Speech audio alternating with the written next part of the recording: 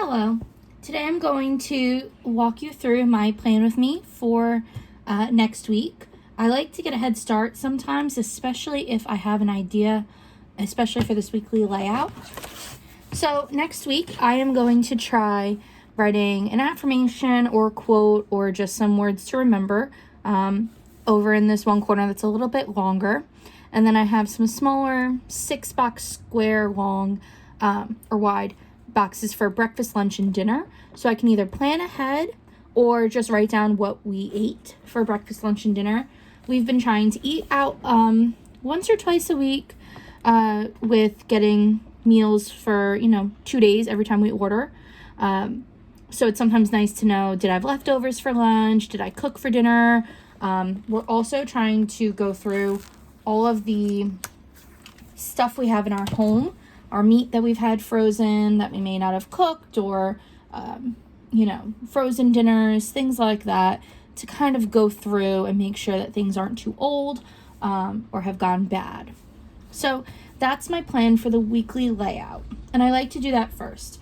I use a ruler to try to keep some straight lines, and I've used my midliner pens as well as my midliner highlighters and my micro line pens to kind of write this out.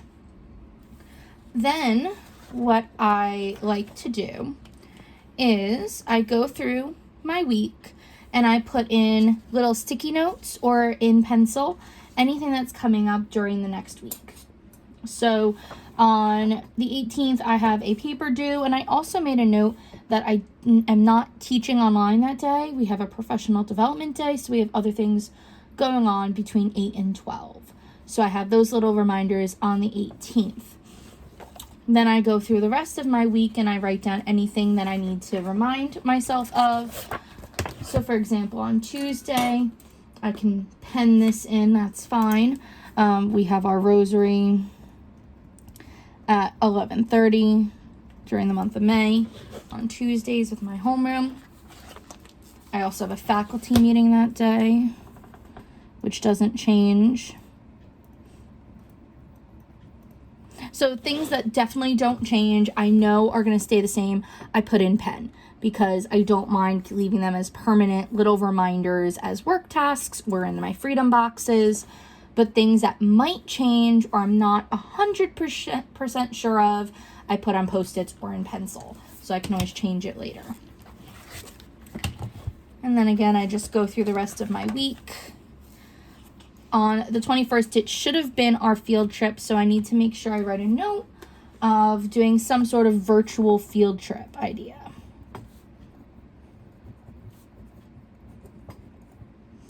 I need to post that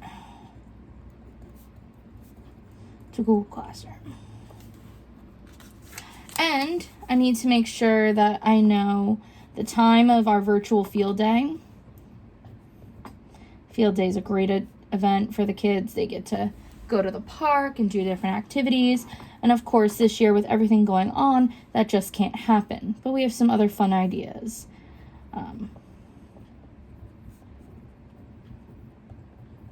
I need to make sure I know what the activities are, the schedule of the day, and make sure that I post things to Classroom. And then that's the beginning of Memorial Day weekend, believe it or not. So don't really have any plans for the weekend. There's no class or anything, and nothing's due, which is great.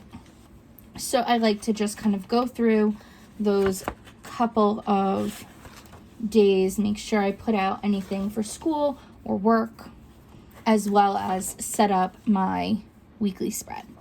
If I'm feeling adventurous, I also like to set up my daily spread.